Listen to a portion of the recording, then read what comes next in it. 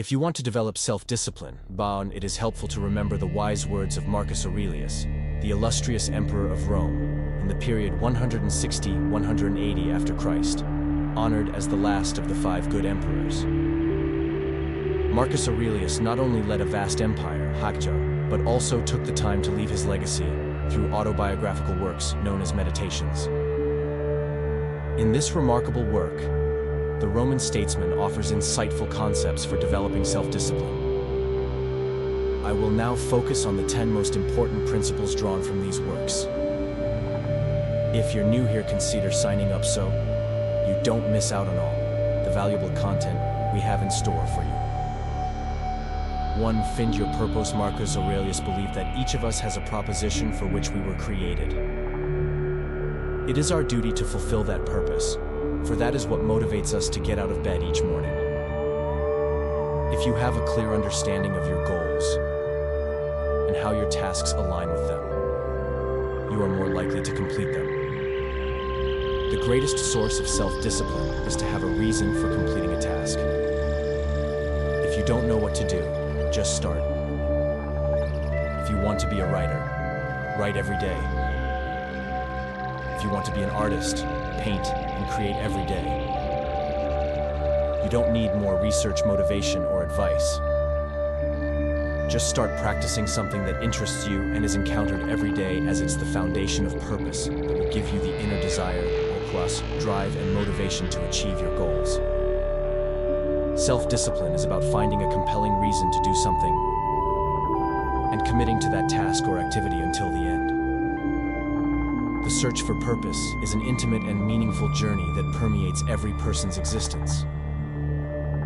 It is a search for the reason for being, a quest to find deeper meaning amidst the complexity of life.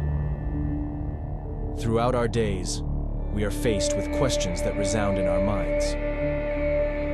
What is my purpose here? What am I doing in this world? Finding purpose in life is not a simple task, but a rewarding endeavor.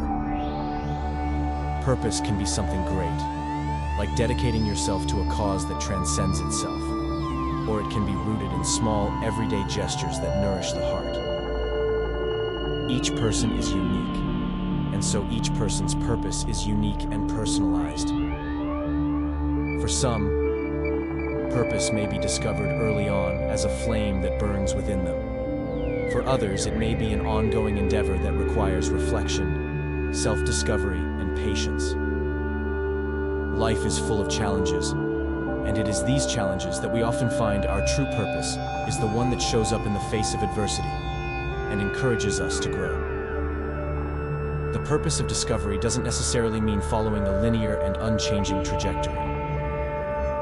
Sometimes the goal can change over time, shaping itself as you mature and experience new things. It is important to have the courage to seek what resonates with the essence of our being, what makes our heart vibrate with authenticity. 2. Trust yourself. Once you have a solid goal, it's time to create a practical action plan that will help you achieve your goal. Don't just trust your goals, but trust all the little actions you will take along the way to achieve them.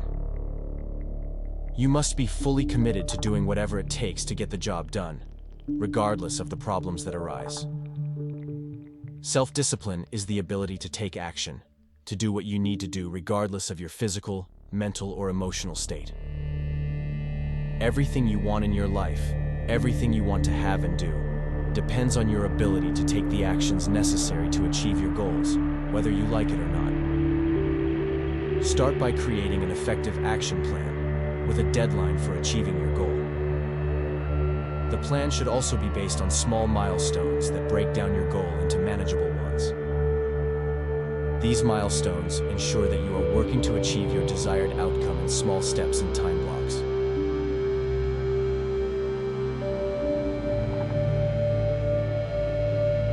This tactic gives you control by giving you a sense of mastery over the tasks and projects you are working on. The ultimate goal is to avoid feeling overwhelmed, because overload can quickly lead to procrastination, and procrastination in turn can lead to stagnation. And where there is stagnation, there can be no stagnation, no self-discipline. Number 3, report every day. You must build your life through action and be satisfied with each one. No one can stop you from doing that. Even with a solid goal and a practical plan, 90% of us fail to reach our goals because we are inconsistent. We have to present ourselves every day and do the work. The simple act of presenting yourself and diving into your craft works wonders for mental stamina. You build focus and embrace the long process required to accomplish something great. Countless hours must be spent working before any benefit is realized. Self-discipline is nothing more than a habit of consistency, finding the motivation to do something repeatedly until it becomes automatic and you start seeing results of critical importance. Even if you fail once, it doesn't define your character.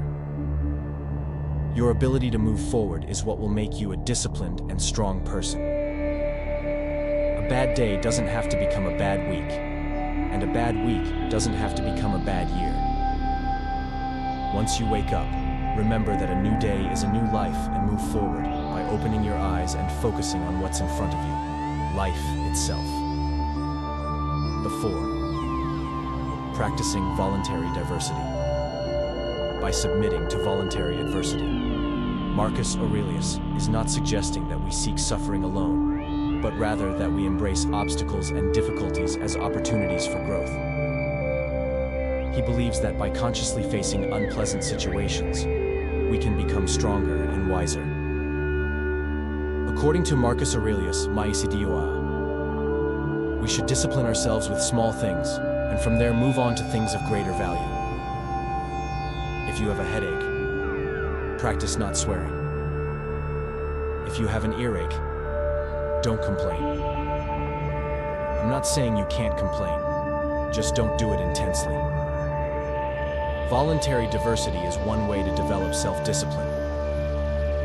It involves constantly taking tests and making life uncomfortable in a somewhat routine way. In this way, we strengthen ourselves for the day when it may be necessary to live this way. In fact, voluntary variety may include skipping meals and fasting overnight, taking cold showers, quitting smoking, sleeping on the floor, leaving our coats at home when we know it's cold and rainy. If you do that often enough, you'll start to understand what it feels like to feel lack and adversity, and you'll realize that you can live with both, if necessary. Number 5, practice the dichotomy of control. Marcus Aurelius says that you have power over your mind, not over external events. Realize this, and you will find the power. Feeling anxious and worried about little things is immediately terrible for discipline. You have a goal and you are working, but thoughts and worries towards something external, i.e., something beyond your control, distract you. The best thing you can do in these circumstances is to apply the dichotomy of Epictetus control and intensify in yourself what is under your control and what is beyond your control. If you accept what is beyond your control, you will experience tranquility. Remember these words the next time you feel frustrated and distracted. Do you have problems in your life? No? So why worry about it? If so, you can do something about it. If the answer is yes, then why bother? By understanding the above, you will begin to master your mind for good. Ultimately, this practice allows us to develop greater wisdom, higher mastery, and emotional resilience. For we do not allow ourselves to become immersed in the external vicissitudes of fate, but rather align our actions and choices with the values and principles that guide our lives. As we face the dichotomy of control, we become wiser, more compassionate and at peace with ourselves and the world around us. So 6, never play the victim. Do your job without complaint. Have you ever said a phrase like this? I was born this way. I was never taught anything different. My parents set a bad example. Or is everyone else doing it? It's an excuse people use to justify staying as they are rather than striving to improve. You have to take responsibility. The "because with me" mentality is the enemy of mental strength. You may be innocent, but it is up to you to determine what is under your control and take it into your own hands. You must learn to see things this way, rather than immediately resorting to self-pity. Sure, it's easier to blame others when things go wrong, but only those with some mental strength are able to step forward, even if it's not their fault, and correct the course. If you are chasing yourself or blaming yourself for your current situation, you are relinquishing control and releasing yourself from personal responsibility. Without a sense of responsibility, making meaningful progress becomes an impossible task. Number 7. Practice delayed gratification. You were born to live in moderation. Instead of doing something and trying things, you don't see the plants, birds, ants, and bees doing their individual tasks, bringing order as much as possible. And you are not ready to do your job as a human being because you are not in a hurry to do what your nature demands. Delayed gratification involves the ability to wait to get what you want. An example of delayed gratification is the journey of a student who dreams of becoming a famous scientist and making discoveries that impact humanity. Instead of seeking entertainment and immediate gratification, such as spending hours on social media, watching endless episodes, or going out with friends every night, the student decides to set aside these temporary pleasures. Instead, he devotes himself to a rigorous regimen of study, research, and academic excellence on a daily basis. He faces insomnia, forgoes some social activities, and concentrates intensely on his academic training. The delayed gratification here is present in the student's ability to resist the urge to seek immediate gratification in favor of a larger and more significant goal: to achieve recognition as a scholar who has contributed to the advancement of knowledge. This ability to resist temptation and stay focused on our goals is known as self-discipline. And delaying gratification is often considered a central part of this behavior. We put off what we want now in order to get something more, something better in the future. 8. Ignore the haters. When someone accuses you or hates you for no reason, or people express similar criticism, they reach into their souls and notice what kind of people they are. You will find that there is no need to worry because they have a specific opinion of you whenever you stand out and state that you believe you have a specific purpose in life. And he will do whatever is necessary to achieve it and attract detractors. Detractors are people who criticize or oppose something. They like to say that it is impossible and they are afraid of progress. Therefore, they oppose everything. Your opinion hurts your self-discipline. You have to realize that allowing the opinion of someone you don't know or respect or are not affected by is as absurd as getting angry at the weather. Chuffle. It's a waste of energy and your voice doesn't deserve to be heard.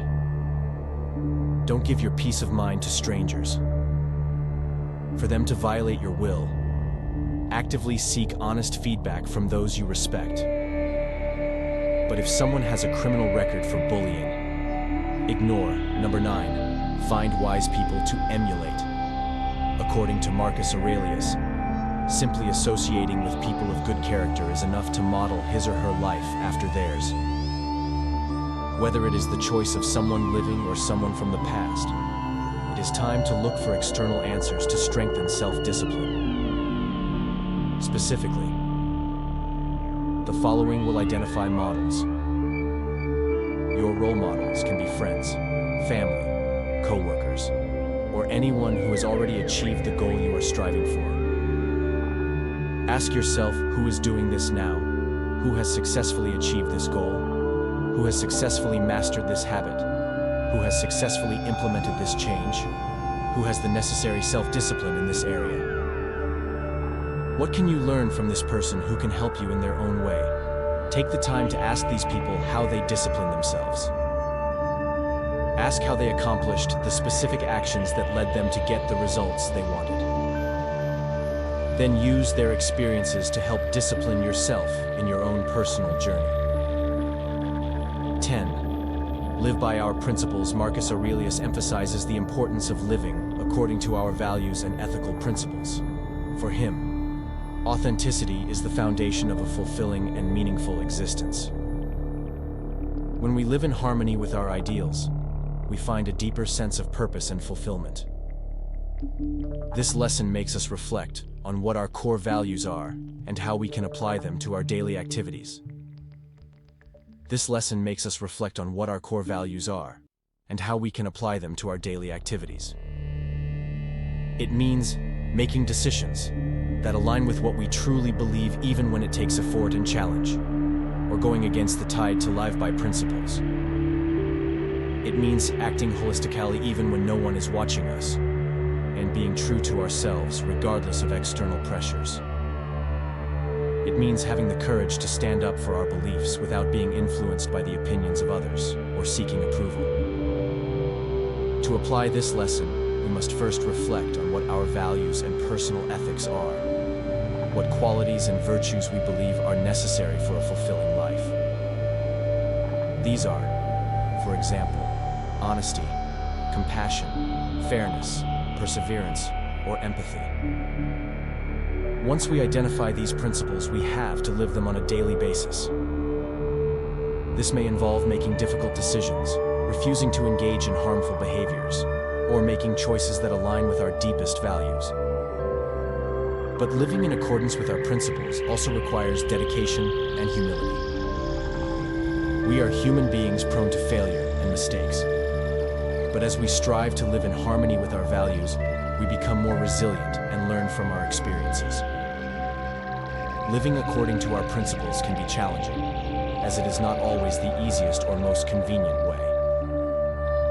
However, this lesson teaches us that true fulfillment and joy are the result of living an authentic life in which we can be proud of our choices and the positive impact we leave on the world around us. By living in harmony with our principles, we find lasting inner peace and become inspiring examples to others, encouraging them to also live authentic lives of virtue. In this way, we follow the legacy of Marcus Aurelius, becoming better versions of ourselves and contributing to a more just and compassionate world. What do you think of Marcus Aurelius's philosophy? As far as I am concerned, I believe that these principles have tremendous power to change people's lives. Please leave your opinion. I would like to read in the comments. If you're new here, be sure to subscribe to follow along with us on the paths of Stoic wisdom. See you soon.